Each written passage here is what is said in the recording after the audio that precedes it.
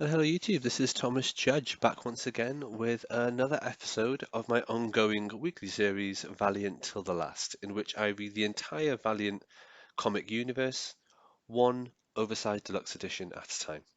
And in this particular video, I won't actually be showing you an oversized deluxe edition because the comics I'm reading haven't been collected in that format yet. But what I wanted to do was just do the very final read through the very final bit of the Harbinger line of comics here. So last week we looked at the life and death of Toyo Harada, and what I said at the end of that video is I would start reading the 2022 series, The Harbinger. It actually started coming out in 2021, and it finished just a few months ago. So this is an 8-issue series. It's a limited series, a maxi series, which is specifically set after like everything has gone before it, and we'll talk more about that in a second when I start showing you my draft reading map. And basically, this is at the very last bit of the Harbinger thread of comics of Valiant Comics. So I got the 8 issues. I've been reading them. What do I think? Um, it's a bit of a difference, tonally speaking, to all the previous Valiant, and I guess this is indicative of the difference in creative direction, which is now becoming more and more obvious. Um, now that DMG Entertainment have taken over Valiant. So the cover artwork looks different, the internal artwork looks different, the style and the tone of it is different. Um, it's quite a marked departure from the previous Harbinger comics and so on. I can't say it's a departure that I like. It feels like it has a younger tone. It feels like it has a tone that's both less mature and also more kind of circular and inward looking.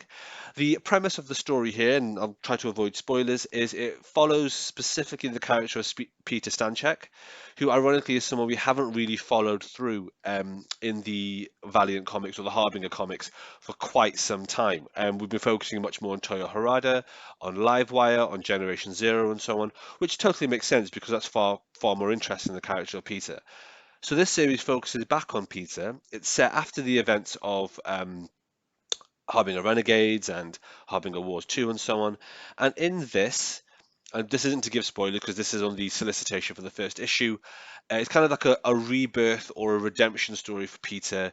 He wakes up in the first couple of pages completely absent of his memory, unsure what's going on, and he's just trying to essentially find his place in the world again. And in so doing, he's kind of coming to terms with his own power set, and then the power set of an antagonist, which is a new character for the series, also called the Harbinger. So you have Peter, and then you have the Harbinger, and the 8 issues are essentially a battle and a conflict between the two as Peter tries to really reconcile himself to his powers and his role in the world. To be fair, that sounds far more articulate and mature and well thought out than the actual series. The series itself was okay, but it lacked impact. It was a bit of a disappointing read. It also involves including new characters and fleshing out bits of the Harbinger world, which felt tonally quite odd to everything we've seen so far. So, for example, Psyops now have their own city where they live, and they're sort of contained in that. That's within the bounds of America, which is kind of surreal. There's also a new character called Cece who becomes Peter's new confidant, which is kind of strange because I feel like we never really got closure as to what was happening with Chris from the previous stories. And the tone of Peter and the kind of characterization of Peter is a little bit strange as well, which makes sense given he's lost all his memory. But at the same time, I kind of feel like this is just a weird way of doing it. It's an 8 issue series, like I say, it's completely self-contained, and in and of itself, I wasn't blown away by it. I'm not keen to really specifically get it collected, so I'm not going to try and make my own custom binder or anything of it. If it does get released in a deluxe hardcover, of course I will buy it because that's just what I do. But I'm not particularly fussed and I wouldn't especially recommend it. In addition, the ending of this series on issue 8 didn't particularly leave me with a feeling of, oh, I really want to know what happens next. There was no kind of cliffhanger, there's no kind of denouement or evolution of the character. It really felt very much like, oh, that's the end of that story now. So there we have it, the Harbinger series. So this isn't Harbinger from 2012. This is the Harbinger from 2021. And as a result of that, it might be easy to get a little bit confused if you're looking for this online on Amazon or Comixology or something. But just so you know, this is the Harbinger with this distinctive cover artwork, which is quite totally different from the previous stuff.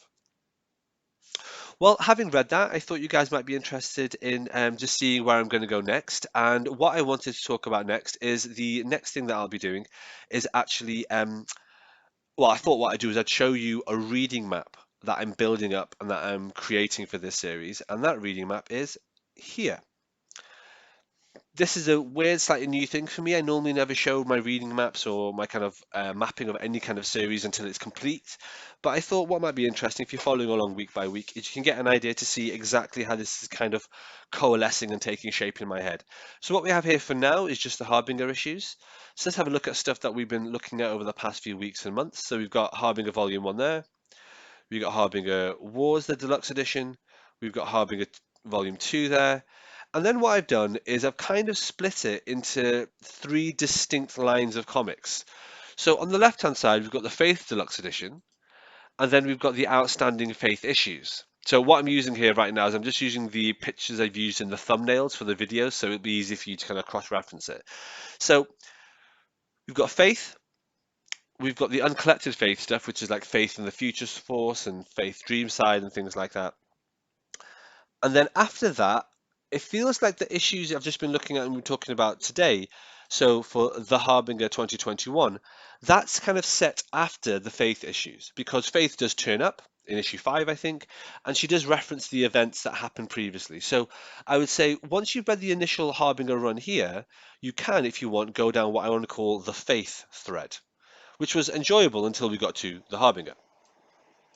Alternatively, after Harbinger Volume 2, we can go down this kind of middle thread here, which is Generation Zero, that picture there, Harbinger Renegade, and then Secret Weapons, Harbinger Wars 2, and then the Livewire mini.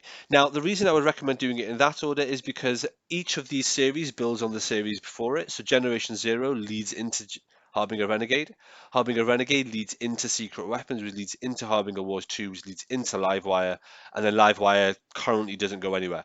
Don't think that the Harbinger series we've just read today follows on from Livewire. It doesn't really. So this is what I call the, I don't know, the team thread or the Livewire thread. That's the middle one. And then the alternative thread is after you read Harbinger, Harbinger Wars, and Harbinger 2, is to go down, I guess, the Toyo Harada thread, which is Harbinger Wars 2, Imperium, Life and Death of Toyo Harada. For those of you that have been watching the rest of the series, you will know that these are the issues, and this is the thread that I really love, that I found this the most enjoyable. But yeah, that's kind of how I would structure it for now. I'm going to continue just messing around with this reading map. I mean, I guess ultimately I will provide a reading map and share it at the end of the series. That was never really the goal, but as I'm doing this read through, I can't control myself, to be honest. It's the sort of thing I do naturally. In addition, I guess I just want to make a reading map for other people like me. By that I mean people who are reading this one oversized deluxe edition at a time. There's loads of reading maps out there for trade paperbacks of the Valiant Universe or even single issues of the Valiant Universe, but I haven't seen one which is comprehensive and up to date for deluxe editions of the Valiant Universe. And so I thought this might be quite useful for people like me, if there's people like that out there. This is really rough. You can see it's really messy. Like none of it even lines up. Like all these arrows don't really line up and they're not very neat and tidy. I'll be sorting this out over time, but for now, I just wanted to show you that. All right, until next time, everyone. In the next video, what I'm going to do is actually, we've got Harbinger here, we've done Harbinger Wars, and then we've carried on the Harbinger thread. What I wanted to do is check out Bloodshot. So, because we have Bloodshot 1, which I guess would go here, and then we have Harbinger Wars, and then we have the other Bloodshot issues. So I guess I'm just going to kind of mess around and just continue the Bloodshot side of things. So, yeah, I guess the next video next week will be Bloodshot Deluxe Edition Volume 2. Thanks for watching. All right, thanks for watching, everybody. As always, please like, comment, subscribe. As always, please follow me on Twitter at I am Thomas Judge, where I will post a daily review of whatever comics I've been reading. You can get an idea of what I'm up to on the channel. And as always, please support the channel by heading over to Amazon.com and checking out my prose novel about superheroes. It's a completely original piece of work.